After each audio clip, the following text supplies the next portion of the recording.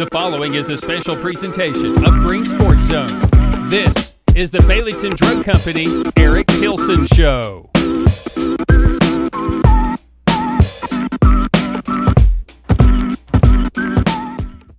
Welcome back to Green Sports Zone. Welcome back to this week's edition of the Baileyton Drug Company Eric Tilson Show, where we cover everything on the Tundra with the North Green Huskies football team. We'll preview the preseason activities from the Huskies, recap their jamboree from this past weekend at UVA-Wise, and talk about their upcoming game in Week 0 in Lower Afton with Chuckey-Doak. But first, we need to take a spot break first, so we'll be right back to talk about those here on Green Sports Zone.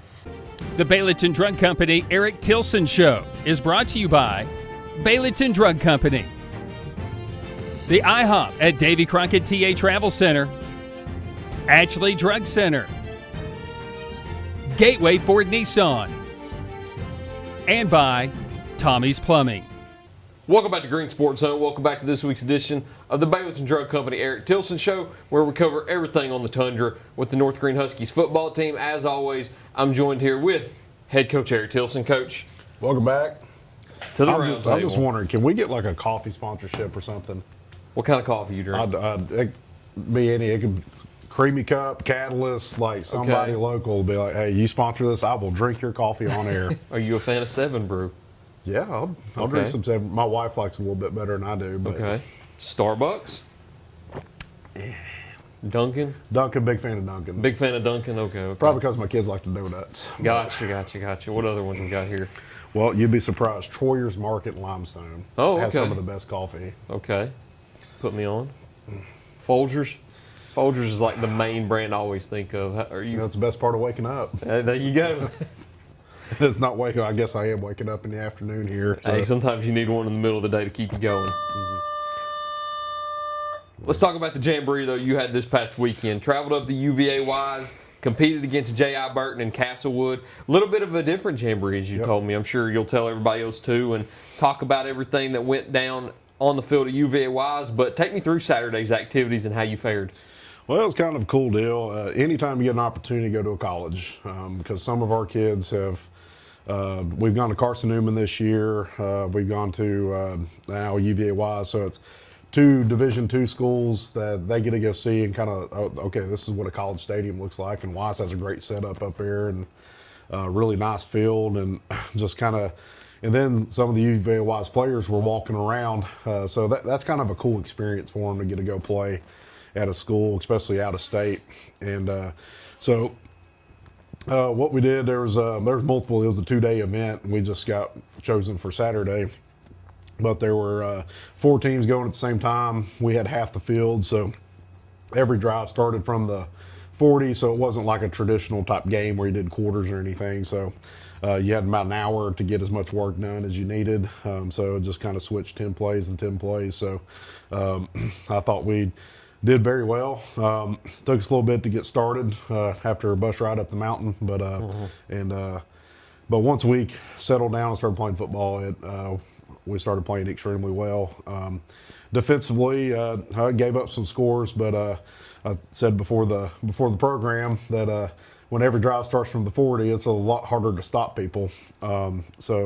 And that when they got 10 plays, they got 10 plays to get down there, regardless of whether they get first downs or not. And then vice versa, offensively, it's a lot easier to score points, and we did score quite a bit on Saturday, so a lot of good standouts. And our starters got limited reps, so a lot of our guys who are competing for playing time and our JV guys got a ton of reps, and we were able to see a lot of those guys kind of excel and play really well. I want to talk about a lot of the other preseason activities you had, because we're officially into Week 0 now. I know on the back half of this we'll talk about your first game with Chuckey-Doak, but you've had the jamboree now, you've had 7-on-7s, you've had FCA camp, you've had scrimmages. I want you to talk about the preseason as a whole and what you liked out of your team and what you learned out of your team. Well, we just got such a veteran group. They just come to work and they know what we expect and know how to approach the off season. Sometimes kids put too much emphasis on what they do in the preseason, and sometimes they don't put enough. Well, when you got a veteran group, they kind of know what balance is, because we talk about it all the time. It's like you want to go out and go execute, but you're not putting too much stock into like how many points are scored. You're not trying to win a scrimmage.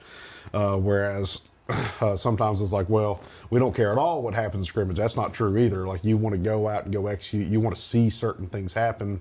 And then from a coach standpoint, you want to, you're scripting plays because you want to see how it looks. Where sometimes, like for example, in practice in the preseason, you don't want to try to win every drill because sometimes you need to work on things you're not very good at. So sometimes you'll throw out plays, you'll throw out different things like, I'm not sure if we're very good at this, but we need, let's see it.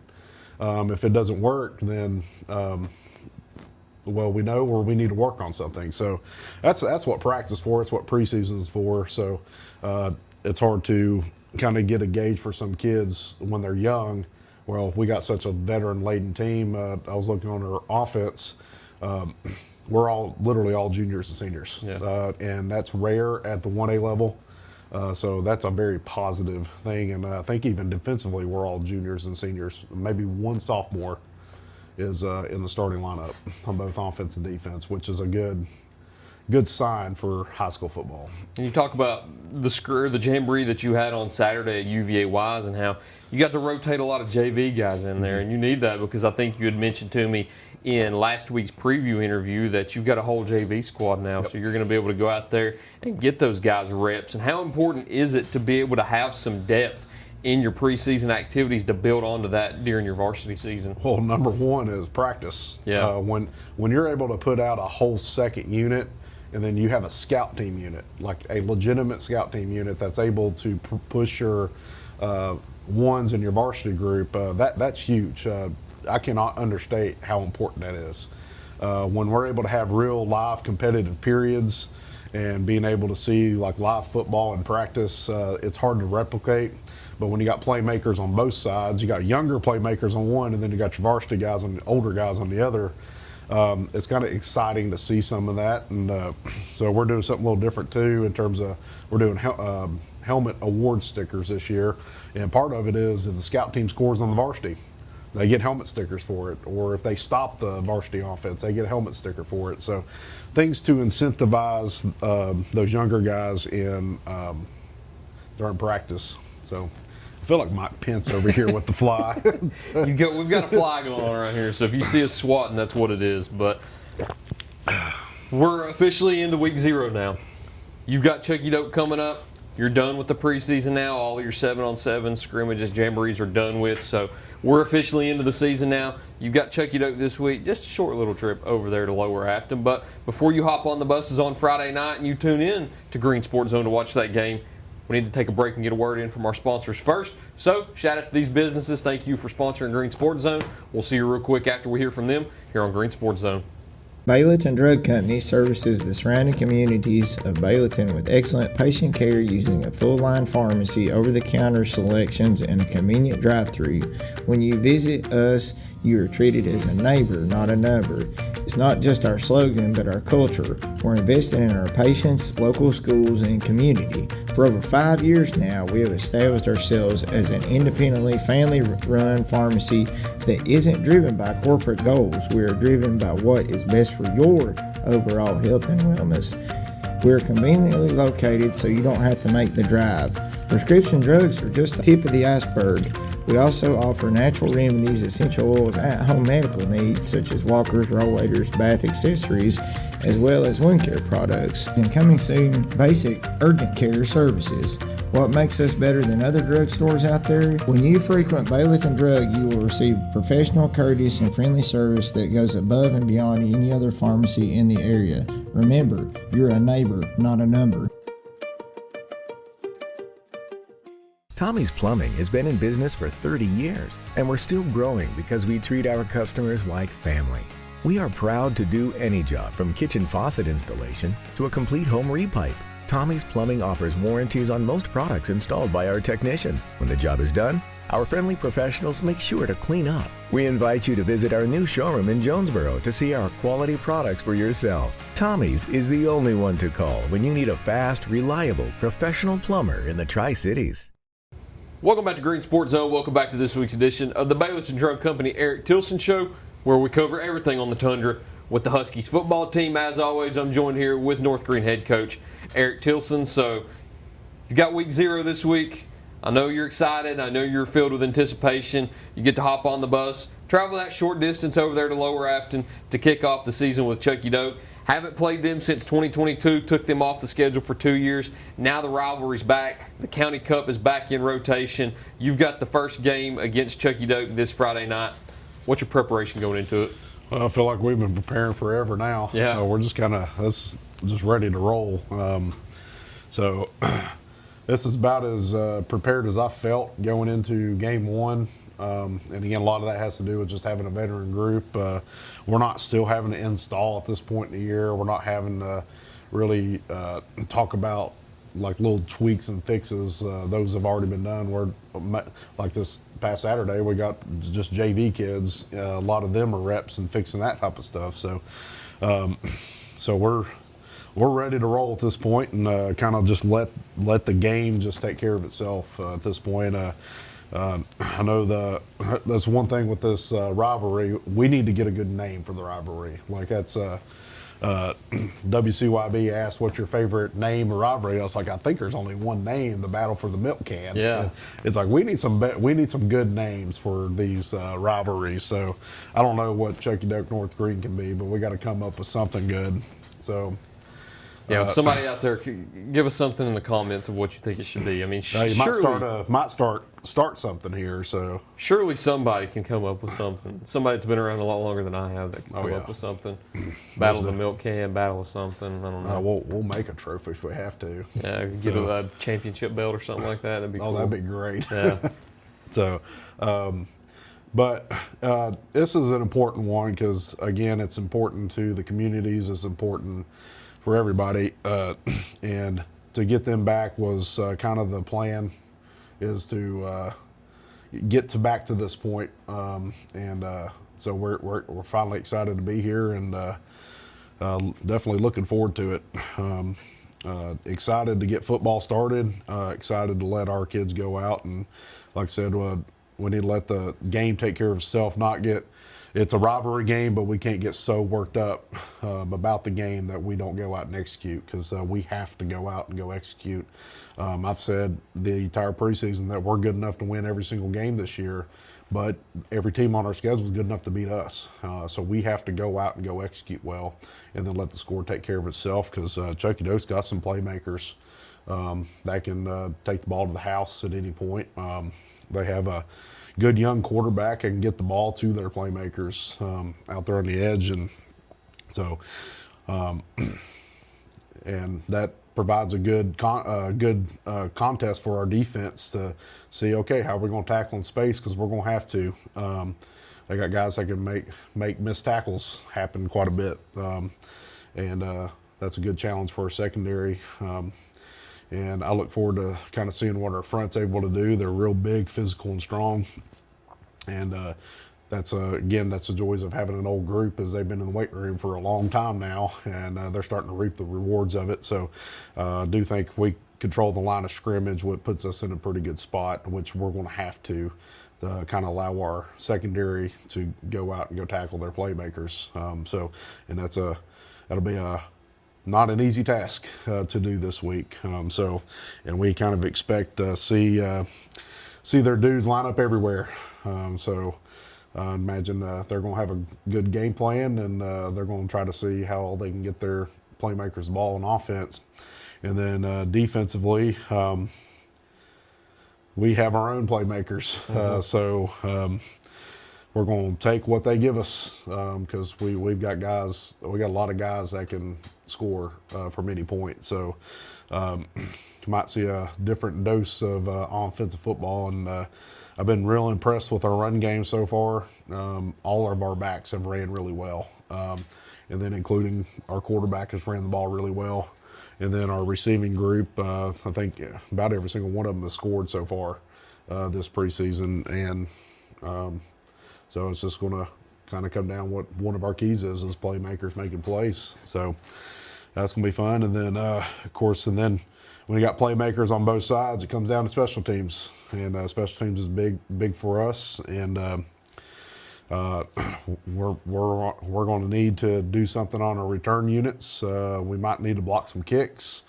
We might need to take advantage of field goals when we need it, and that's a good thing. Is we're pretty solid on the special teams aspect. We need to go tackle on kickoff. So that's I feel like we have a solid team. We just got to go out and go execute. And when other teams have playmakers like Chuckey-Doak does, then you have to go tackle them when they have the ball. You've alluded to those playmakers 3 times now. Whenever they line up on defense, how do you plan on going out there and stopping what attack they may approach it with? Number one, we got to get aligned. And this is just base football talk, Yeah. but it's true. We got to get aligned properly, make sure we're in the right spots pre-snap. We have to have good eye discipline, making sure we're looking at our keys, making sure we're looking properly where we're supposed to. Because if they do that, then it'll take them to where the football is supposed to go. And then once we get there, we got to accelerate our feet on contact and tackle. And then 11 hats need to be around the football every time, because you can make up a lot of things on defense with great effort. We have shown that quite a bit. There was one scrimmage we had some lackadaisical effort on defense, and it's been fixed ever since then.